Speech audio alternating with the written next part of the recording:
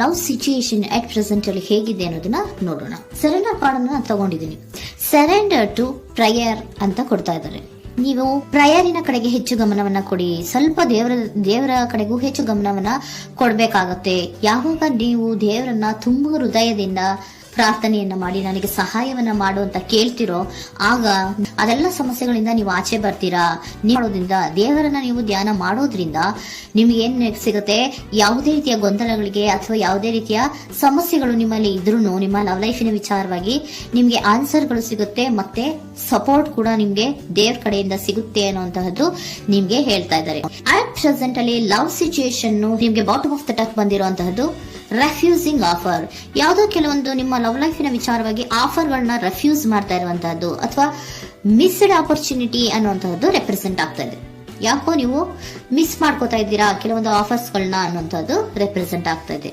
ಏನೋ ಒಂದು ರೀತಿಯ ಧ್ಯಾನ ಮಾಡ್ತಾ ಇರುವಂತದ್ದು, ಚಿಂತೆಯನ್ನ ಮಾಡ್ತಾ ಇರುವಂತದ್ದು ರೆಪ್ರೆಸೆಂಟ್ ಆಗ್ತಾ ಇದೆ. ಪಾಸ್ಟಿನಲ್ಲಿ ನಿಮ್ಮ ಲವ್ ಲೈಫಿನ ವಿಚಾರವಾಗಿ ಒಂದು ನ್ಯೂ ಐಡಿಯಾ ಇತ್ತು, ಏನೋ ಒಂದು ರೀತಿಯ ಹೊಸ ಐಡಿಯಾಗಳನ್ನ ಮಾಡ್ಕೊಂಡಿದ್ರಿ. ಲವ್ ಲೈಫಿನ ವಿಚಾರವಾಗಿ ನಿಮ್ಮ ಆಪರ್ಚುನಿಟಿ ಕೂಡ ಚೆನ್ನಾಗಿಯೇ ಇತ್ತು.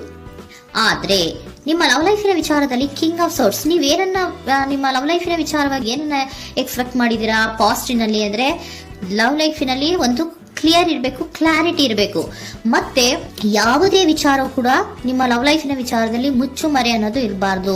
ಸ್ಪಷ್ಟವಾಗಿರ್ಬೇಕು, ಸ್ಪಷ್ಟವಾಗಿ ಹೇಳ್ಬೇಕು, ಏನ್ ಹೇಳ್ಬೇಕೋ ಅದು ಸ್ಪಷ್ಟವಾಗಿ ಹೇಳ್ಬೇಕು ಅನ್ನುವಂತಹದ್ದು ಎಕ್ಸ್ಪೆಕ್ಟ್ ಮಾಡುವಂತಹದ್ದು ಪ್ರೀತಿಯ ವಿಚಾರದಲ್ಲಿ. ಮತ್ತೆ ಕ್ಲಿಯರ್ ಆಗಿರ್ಬೇಕು. ಏನು ಅಂದ್ರೆ ನಿಮ್ಮ ಲವ್ ಲೈಫಿನಲ್ಲಿ ಒಂದು ಸ್ಟ್ರಾಂಗ್ ಆಗಿರ್ಬೇಕು, ಸ್ಟ್ರಾಂಗ್ ಬಾಂಡೇಜ್ ಇರಬೇಕು, ಮತ್ತೆ ಯಾವುದೇ ರೀತಿಯ ಚೈಲ್ಡಿಶ್ ಬಿಹೇವಿಯರ್ ಅನ್ನ ಮಾಡಬಾರ್ದು ಅನ್ನೋದು ಪಾಸ್ಟಿನಲ್ಲಿ ನೀವು ಎಕ್ಸ್ಪೆಕ್ಟ್ ಮಾಡಿರೋಂಥದ್ದು ರೆಪ್ರೆಸೆಂಟ್ ಆಗ್ತಾ ಇದೆ. ನೀವು ಅದೆಲ್ಲ ಎಕ್ಸ್ಪೆಕ್ಟ್ ಮಾಡಿದಾಗ ಯಾವಾಗ ನಿಮ್ಗೆ ಅದು ಸರಿ ಹೋಗಲ್ಲ ಅನಿಸ್ತೋ ಆಗ ನೀವು ಪ್ರೀತಿಯಿಂದ ಮುಂದೆ ಬಂದಿರುವಂತಹದ್ದು ಬಿಟ್ಟು ಮುಂದೆ ಬಂದಿರುವಂತಹದ್ದು ರೆಪ್ರೆಸೆಂಟ್ ಆಗ್ತದೆ. ಮೋಸ್ಟ್ ಪ್ರಾಬಬಲಿ ನಿಮ್ಮ ಕೆಲವೊಬ್ಬರಿಗೆ ಈಗ ಆಲ್ರೆಡಿ ಕೆಲವೊಂದು ರೀತಿಯ ಬ್ರೇಕಪ್ ಗಳು ಆಗಿರಬಹುದು, ಕಮ್ಯುನಿಕೇಶನ್ ಇಲ್ಲದೆ ಇರುವಂತಹದ್ದು ರೆಪ್ರೆಸೆಂಟ್ ಆಗ್ತಾ ಇದೆ. ಮೋಸ್ಟ್ ಪ್ರಾಬಬಲಿ ನೀವು ಇವಾಗ ಇಬ್ರು ಕೂಡ ನೀವು ಮಾತಾಡದೆ ಇರುವಂತಹದ್ದು ರೆಪ್ರೆಸೆಂಟ್ ಆಗ್ತಾ ಇದೆ. ಸೊ ಯಾವುದೇ ರೀತಿಯ ಕಾಂಟ್ಯಾಕ್ಟ್ ಅಲ್ಲಿ ಇಲ್ಲದೆ ಇರುವಂತಹದ್ದು ರೆಪ್ರೆಸೆಂಟ್ ಆಗ್ತಾ ಇದೆ. ನೋಡಿ, ಮುಂದೆ ಬರ್ತಾ ಇರುವಂತಹದ್ದು ರೆಪ್ರೆಸೆಂಟ್ ಆಗ್ತಾ ಇದೆ. ಯಾಕೋ ತುಂಬಾ ಬೇಜಾರಲ್ಲಿ ಇರುವಂತಹದ್ದು. ಪಾಸ್ಟಿನಲ್ಲಿ ಕೂಡ ನೀವು ಲವ್ ಲೈಫಿನ ವಿಚಾರವಾಗಿ ಕೆಲವೊಬ್ರು ಬೇಜಾರಲ್ಲಿ ಇರುವಂತಹದ್ದು ರೆಪ್ರೆಸೆಂಟ್ ಆಗ್ತಾ ಇದೆ. ಯಾಕೋ ಕ್ಲಾರಿಟಿ ಇಲ್ಲ, ಕ್ಲಿಯರ್ ಆಗಿರ್ಬೇಕು, ಸ್ಪಷ್ಟವಾಗಿರ್ಬೇಕು. ಏನ್ ಮಾತಾಡಿದ್ರು ಅದರಲ್ಲಿ ಯಾವುದೇ ರೀತಿಯ ಮುಚ್ಚುಮರೆ ಇರಬಾರ್ದು ಅನ್ನೋದು ನೀವು ಎಕ್ಸ್ಪೆಕ್ಟ್ ಮಾಡುವಂತಹದ್ದು. ಪಾಸ್ಟಿನಲ್ಲಿ ಕೂಡ ನಿಮ್ಗೆ ಸ್ವಲ್ಪ ಬೇಜಾರುಗಳಾಗಿರುವಂತಹದ್ದು ರೆಪ್ರೆಸೆಂಟ್ ಆಗ್ತಾ ಇದೆ.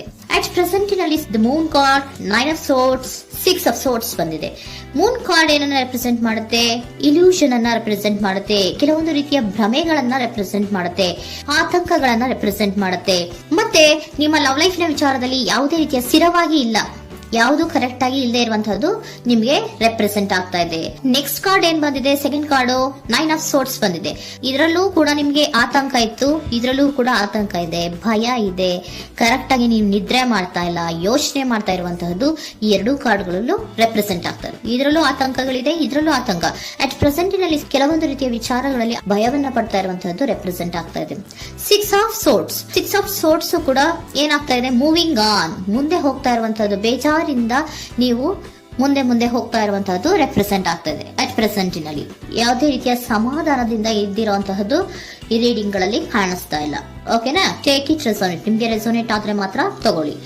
ನೆಕ್ಸ್ಟ್ ಕಾರ್ಡ್ ಇಮಿಡಿಯೇಟ್ ಫ್ಯೂಚರ್ ನ ಬಗ್ಗೆ ನೋಡೋದಾದ್ರೆ ನೈಟ್ ಆಫ್ ಸೋರ್ಟ್ಸ್ ಬಂದಿದೆ.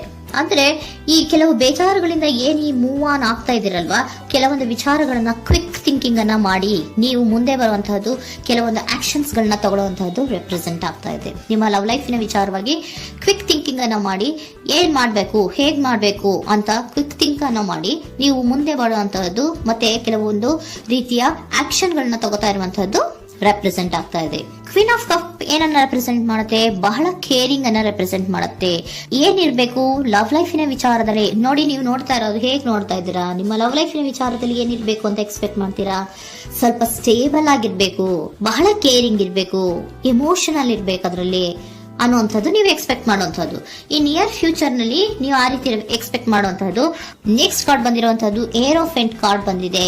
ಏರೋಫೆಂಟ್ ಕಾರ್ಡ್ ಏನನ್ನ ರೆಪ್ರೆಸೆಂಟ್ ಮಾಡುತ್ತೆ? ಕೆಲವೊಂದು ವಿಚಾರಗಳ ಬಗ್ಗೆ ತಿಳ್ಕೊತಾ ಇರುವಂತಹದ್ದು, ಏನೋ ಕೆಲವು ವಿಚಾರಗಳ ಬಗ್ಗೆ, ನಿಮ್ಮ ಲವ್ ಲೈಫಿನ ವಿಚಾರಗಳ ಬಗ್ಗೆ ತಿಳ್ಕೊತಾ ಇದ್ದೀರಾ.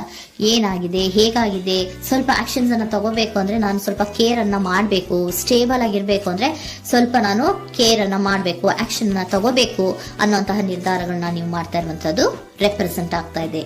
ಹಾಗಿದ್ರೆ ಏಂಜಲ್ ಗೈಡೆನ್ಸ್ ಏನ್ ಕೊಡ್ತಾರೆ? Are you ready? ನೀನು ರೆಡಿಯಾಗಿದ್ದೀರಾ ನೀವು ಅಂತ ಕೇಳ್ತಾ ಇದ್ದಾರೆ ಏಂಜಲ್ಸ್ ಗಳು. ಅಂದ್ರೆ ಏನು, ನೀನ್ ಇಲ್ಲೇ ಕುತ್ಕೊಂಡು ಅಳ್ಕೊಂಡು ಬೇಜಾರ್ ಮಾಡ್ಕೊಂಡು ಕುತ್ಕೊಳ್ಳೋದು ಬೇಡ, ಸ್ವಲ್ಪ ನೀನು ಮುಂದೆ ಮೂವ್ ಆಗು. ಅಲ್ಲಿರೋದ್ರಿಂದ ಏನು ಪ್ರಯೋಜನ ಇಲ್ಲ. Are you ready? ನೀವು ರೆಡಿ ಆಗಿದ್ದೀರಾ? With in the next few weeks, ಕೆಲವೊಂದು ವೀಕ್ಗಳಲ್ಲಿ, ಕೆಲವೊಂದು ವಾರಗಳಲ್ಲಿ ನೀವು ಏನಾಗ್ತೀರಾ? ಅಬಂಡೆನ್ಸ್, ಸಾಮರಸ್ಯ ಅನ್ನೋದು ಇರುತ್ತೆ. ಇಂಪ್ರೂವಿಂಗ್ ಹೆಲ್ತ್ ಅಂದ್ರೆ ಏನು, ನೀವು ಯೋಚನೆ ಮಾಡಿ ಮಾಡಿ ಮಾಡಿ ಏನು ನೀವು ಈ ಆರೋಗ್ಯವನ್ನ ಹಾಳು ಮಾಡ್ಕೊಂತ ಇದ್ದೀರಾ. ಸೊ ಇಂಪ್ರೂವಿಂಗ್ ಹೆಲ್ತಿನ ಕಡೆಗೆ ಗಮನವನ್ನ ಕೊಡಿ. ಆತಂಕವನ್ನ ಮಾಡ್ಕೊಂಡು ಭಯವನ್ನ ಪಡ್ಕೊಂಡು ಮುಂದೆ ಹೋಗ್ಬೇಕಲ್ಲ ಅಂತ ನೀವು ದಿನ ದಿನ ಹೆಂಗೆ ಕಾಲವನ್ನ ಮುಂದೆ ಹಾಕ್ತಾ ಇದ್ರೋ, ಅದಕ್ಕೆ ಏನ್ ಹೇಳ್ತಾ ಇದ್ದಾರೆ? Are you ready? ಮುಂದೆ ಬರೋದಕ್ಕೆ ನೀನ್ ರೆಡಿ ಆಗು.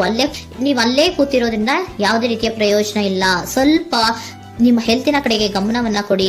ಸಮೃದ್ಧಿ ಅನ್ನೋದು ಬಂದೇ ಬರುತ್ತೆ, ಸಾಮರಸ್ಯ ಅನ್ನೋದು ಇದ್ದೇ ಇರುತ್ತೆ ಅನ್ನೋದು ಹೇಳ್ತಾ ಇದ್ದಾರೆ.